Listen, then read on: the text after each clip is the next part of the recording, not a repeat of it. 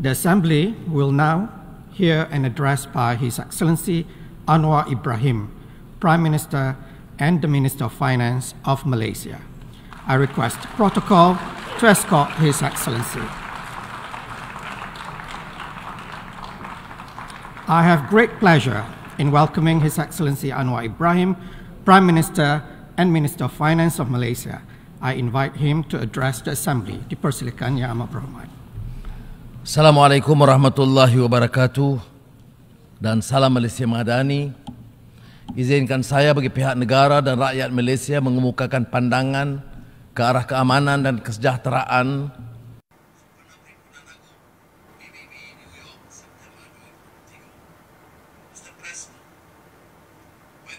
Assembly was established almost 80 years ago. The world was still reeling from the horrors of a catastrophic bloodletting that our nations resolved should never be repeated. A decision profound in wisdom, magnanimous in intent, and bold in ambition was made so that the General Assembly would become the main deliberative, policy-making, and representative organ of the United Nations. A decision that manifested no less than the very strength and courage of our convictions. By giving equal voice to the sovereign nations of the world, the founders of the United Nations pursued a vision of a more democratic world predicated on the dictates of equity and justice. This was a vision that consigned to the past the predations of the strong of the weak, the strong over the weak, of the rich and powerful over the poor and the marginalized, and of the big powers over the rest.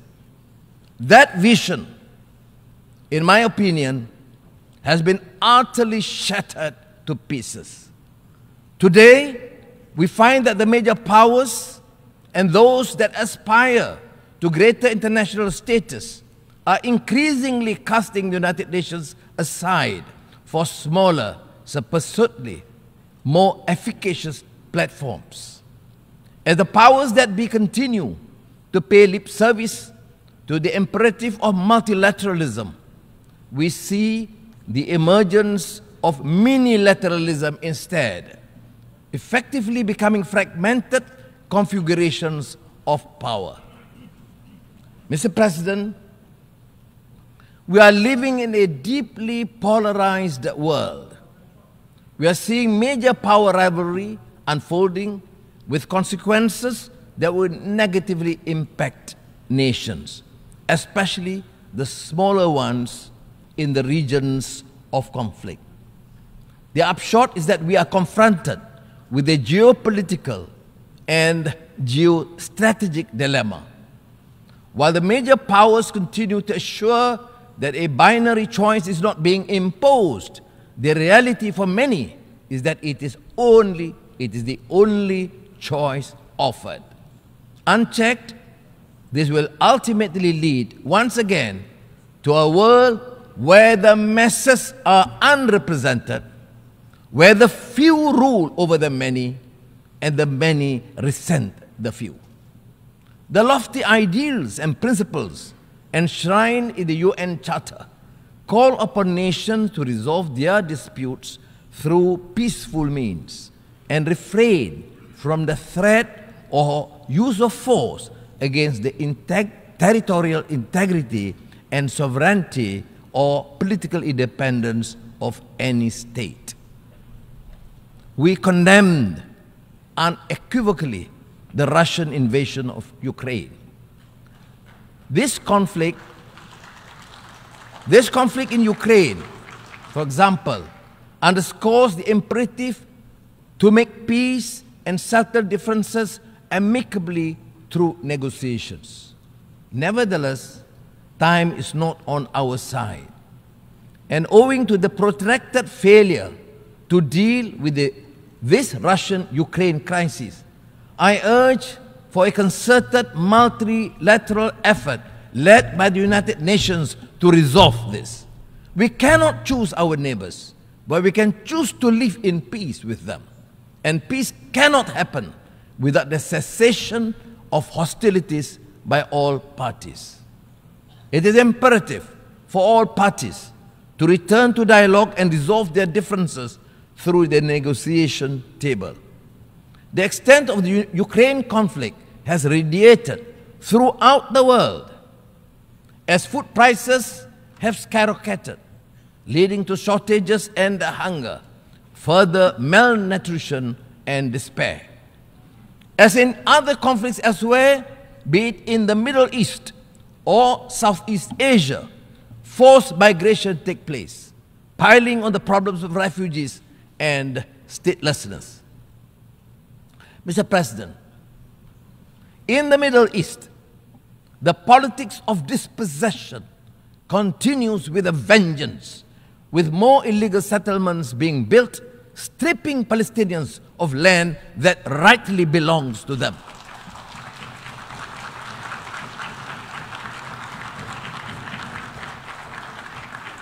This constitutes a gross violation of international law. It also poses an insurmountable obstacle to a two-state solution, not to mention the continued killings. There is also flagrant hypocrisy in dealing with the issue of Palestine. The international community must speak up against the atrocities committed towards the Palestinians, even as they so vehemently speak out against human rights violations, injustice, and abusive regimes. On Afghanistan, Malaysia remains deeply concerned with the dire humanitarian situation in the country. This is especially so given that the country is grappling with its third consecutive year of drought and devastating locust infestation that severely undermined wheat harvests. On our part, Malaysia is committed to continue its existing people-to-people relations with Afghanistan, including through the provision of humanitarian aid. However, we remain resolute and firm in our call on the authority of Afghanistan to reverse their exclusionary and discriminatory policies against women and girls. Denying their right to go to school is a violation of the teachings of Islam, not to mention the UN Charter and the multilateral framework of human rights. They are also profoundly detrimental to the future of Afghanistan. Mr. President, we are deeply horrified by the continued post-coup violence and instability in Myanmar. This is currently among Southeast Asia's and ASEAN's biggest strategic and humanitarian challenges in recent years. The barbarism and depravity inflicted upon the people of Myanmar is indefensible and goes against the values or principles shared by the peoples and the region, in the region and globally. The support of the international community, including the United Nations, is crucial to urge continuously and maintain the necessary pressure on the military authorities to reverse their course. Inasmuch as the principle of ASEAN centrality dictates the continued atrocities must end, Malaysia calls on Myanmar to immediately implement the ASEAN 5-point consensus towards achieving peace and stability in the country.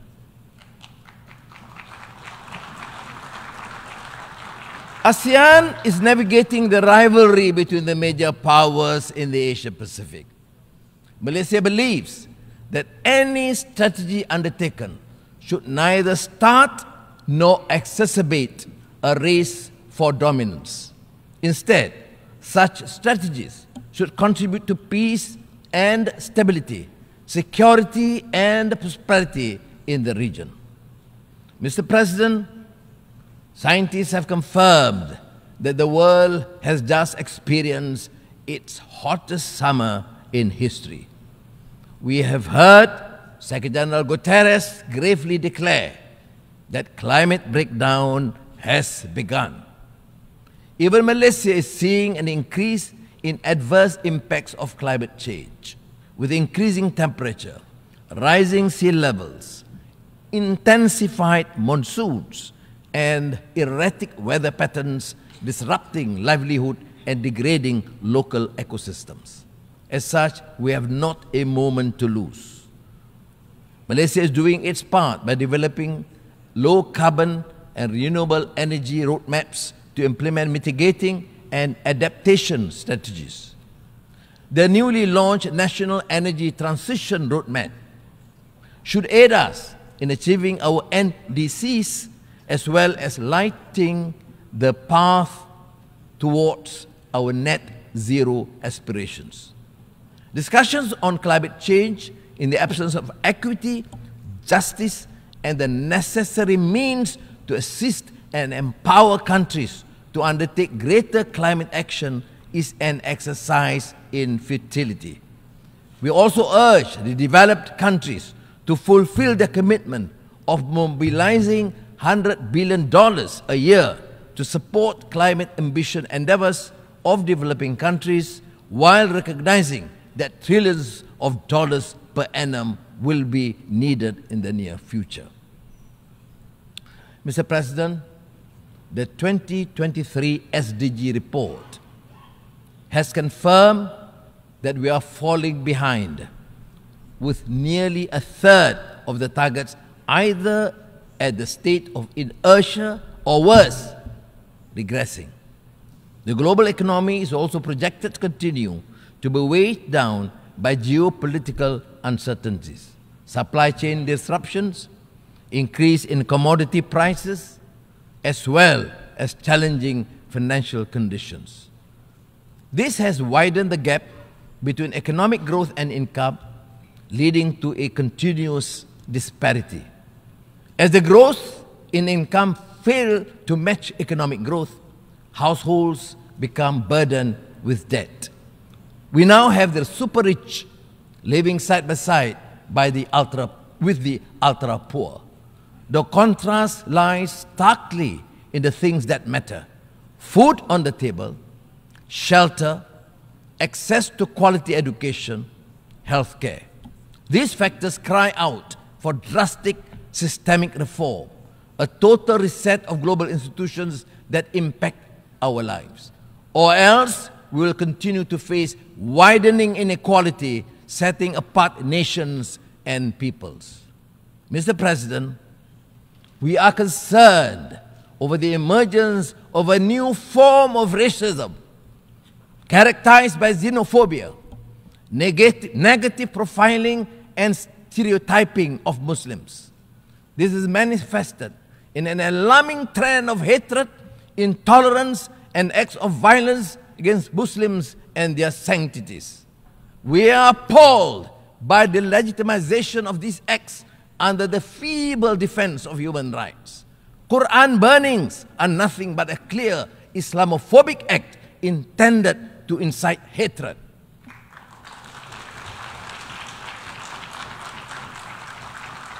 Inaction in the face of such blatant provocation to a religion is simply irresponsible and sends a dangerous message to humanity. We must embody the values of acceptance, tolerance, and mutual respect. We must promote intercultural, inter-civilization, and interreligious understanding and cooperation. We must unite our faith in common cause to promote understanding and goodwill amongst our peoples, and strengthen peace and harmony among nations. Mr. President, these are indeed tall orders, but that is the very reason we are here.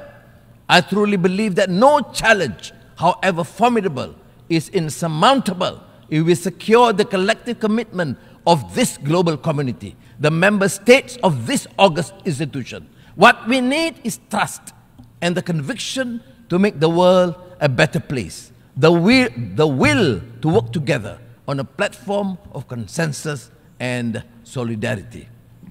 Early this year,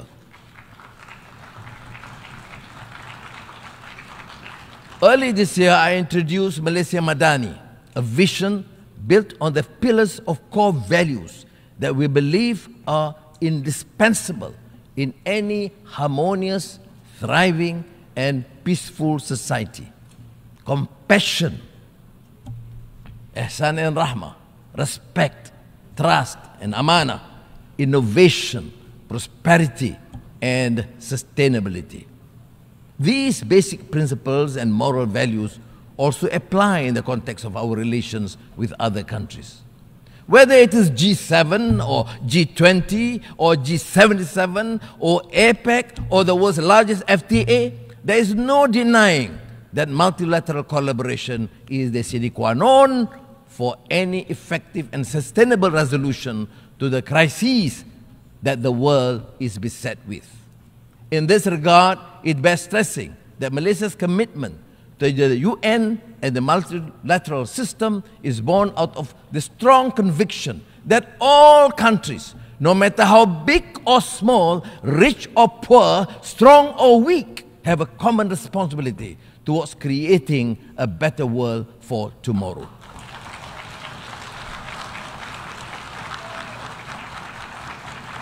The world and our future in it is what we envision and construct it to be. Malaysia believes we can achieve this through greater trust and strengthen multilateralism. The United Nations can be the vessel to take us from despondency to a brighter future, from uncertainty to optimism, and from vulnerability to resilience. Terima kasih. Assalamualaikum.